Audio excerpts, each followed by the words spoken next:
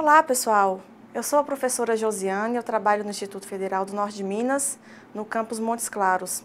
Eu sou professora da área de informática e vocês devem estar se perguntando, então, por que essa professora está trabalhando com a disciplina de Libras? Então, eu vou contar para vocês, a princípio, um pouquinho da minha história com a língua brasileira de sinais.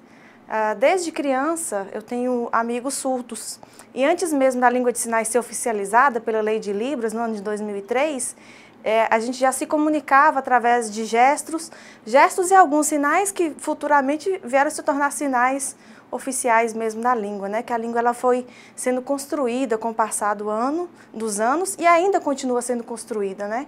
Por ser um mecanismo vivo, né? Que está em crescimento.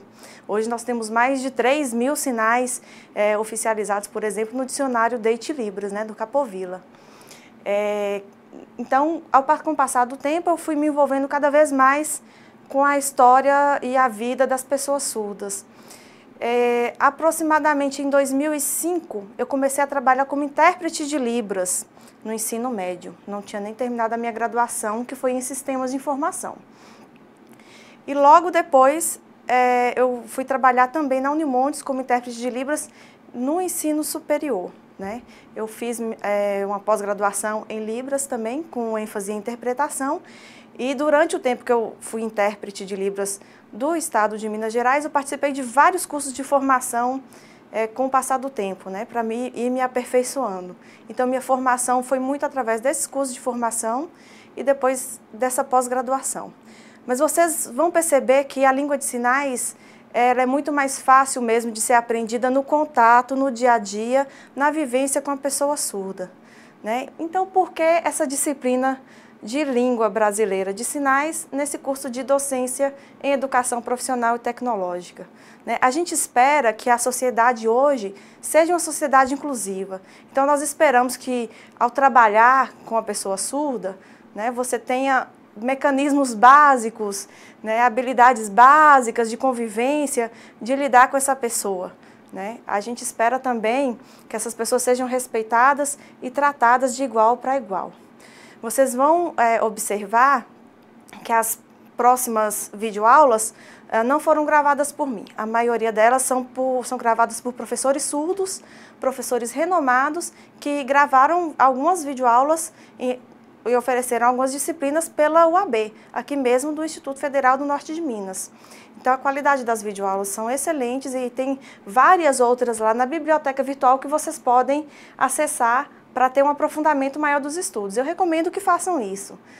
Até porque, para você aprender uma língua nova, você não pode desistir fácil, né? Muitas pessoas se assustam logo nos primeiros vídeos sinalizados que vêm por aí, né, achando que pode ser uma coisa muito difícil, né? Assim como andar de bicicleta pode ser uma coisa muito difícil, nadar pode ser uma coisa muito difícil, né? Mas são coisas que com a prática, né, com atividades constantes, com esse exercitar no dia a dia, no contato com a pessoa surda, você vai ver que vai ficar uma coisa muito mais prazerosa.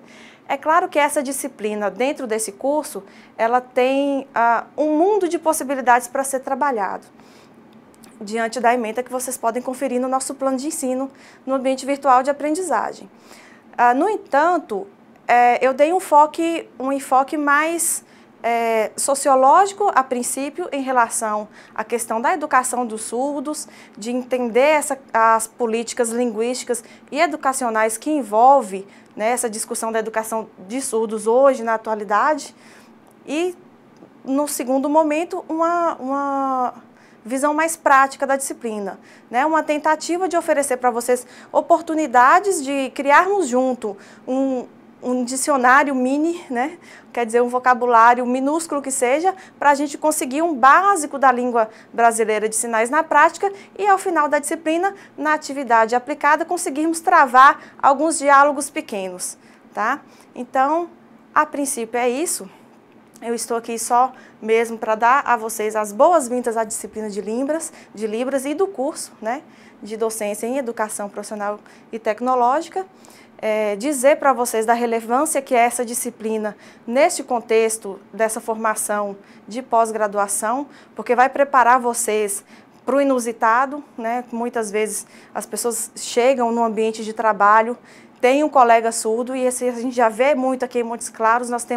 Eu tenho, né, vários amigos surdos já inseridos no mercado de trabalho em várias empresas, onde, claro, a maioria é ouvinte e muitas vezes, né, mímica, gesto, escrita, tudo vale para uma comunicação com essas pessoas. No entanto, é claro que aprender uma língua para se comunicar com elas torna o relacionamento muito mais prazeroso, muito mais eficiente, uma comunicação muito mais clara e objetiva, e também demonstra o respeito que você tem com seu colega de trabalho, né? Então eu espero que vocês aproveitem bastante essa disciplina e que nós possamos trocar várias experiências no decorrer dessa disciplina. Para começar, só um pouquinho, gostaria de falar com vocês a respeito de algumas dicas de como se conviver bem com pessoas surdas. É imprescindível que você olhe para o sujeito surdo não como uma pessoa doente, que precisa de ajuda, que é inferior, que é um coitadinho, né? Perceba que a gente está usando já uma terminologia que diz isso. Eu estou falando de uma pessoa surda. Quer dizer, eu sou uma pessoa ouvinte e eu tenho uma diferença em relação ao outro, que é uma pessoa surda. Né? Então, a gente não está usando a visão que vocês vão ver aí nas discussões das videoaulas, uma visão clínica, uma visão médica. Ele é um ser doente, uma pessoa com deficiência. Não, ele não é deficiente. A gente não tem essa visão na área de educação, né? A gente espera tratar o outro como uma pessoa diferente, que tem uma visão de mundo própria, né? Até porque ele é um ser visual. Né? Então, pelo fato de não ouvir, ele até desenvolve outras habilidades, né, que vão além das nossas, né, em relação à visão, ao campo de visão que eles têm do mundo, né, a forma de enxergar o mundo. E por isso a gente deve, no mínimo, respeitá-los como pessoas diferentes. Né? Então, chamar de deficiente auditivo não é legal. Chamar de surdinho, mudinho, não é legal. Né? Então, vamos chamar esses alunos de surdos. Né? São alunos surdos, são pessoas surdas, que têm essa diferença em relação a nós, grande maioria, ouvintes. Né? Também, nós podemos pensar em como conversar com essas pessoas. Muitas vezes, o ouvinte, quando não sabe nada de língua de sinais, ele chega numa pessoa surda e ele já se trava totalmente, porque ele não sabe nem o que fazer. Pegar um papel, muitas vezes, e tentar redigir um longo texto, dando alguma explicação, muitas vezes não vai ajudar. Né? Vocês devem, se não sabem, ficar sabendo por aí, né, no decorrer da disciplina, inclusive, que os surdos eles têm grande dificuldade com a língua portuguesa, porque desde pequenos eles não tiveram esse contato auditivo que nós temos com a língua portuguesa. Então, eles vão desenvolver a língua de sinais, né, já na escola, muitas vezes, por serem filhos de pais ouvintes, e neste contato com a língua de sinais na escola é que facilita para eles entenderem um pouco mais da língua portuguesa como uma segunda língua.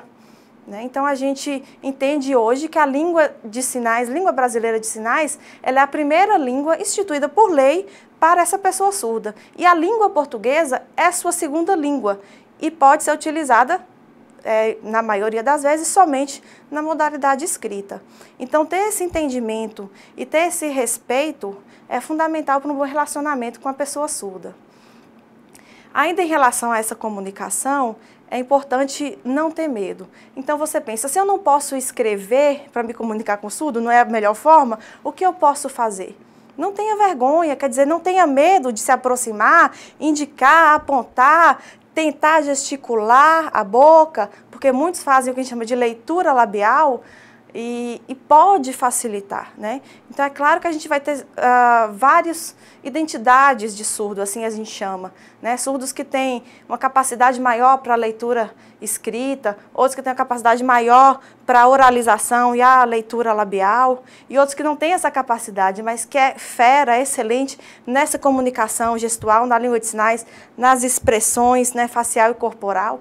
Então, é importante que a gente tenha essa abertura para lidar com essas pessoas que estão aí hoje, né, muito bem representadas por surdos que lutam por seus direitos, estão aí na ativa para fazer valer esse reconhecimento da sua língua e dessa conquista de identidade, cultura e comunidade surda, né? Então eles têm uma força enorme, né, que muito me admira, e nós precisamos então aceitar, respeitar e nos colocar como abertos a aprender e a descobrir esse novo mundo, e a gente só vai conseguir descobrir o mundo do surdo infiltrando nele através da língua de sinais. É claro que o intérprete de Libras em uma sala de aula ajuda muito, mas um professor que sabe fazer, quer dizer, oi, tudo bem? Ou boa tarde, boa noite, né? Então isso é fundamental para se estabelecer um vínculo entre o professor e o seu aluno surdo. É muito importante para nós, professores, esse trabalho, esse aprendizado, esse aperfeiçoamento, e eu imagino e sugiro que essa disciplina seja só o início. Desejo a vocês todos bons estudos, boa sorte e nos encontramos no AVA.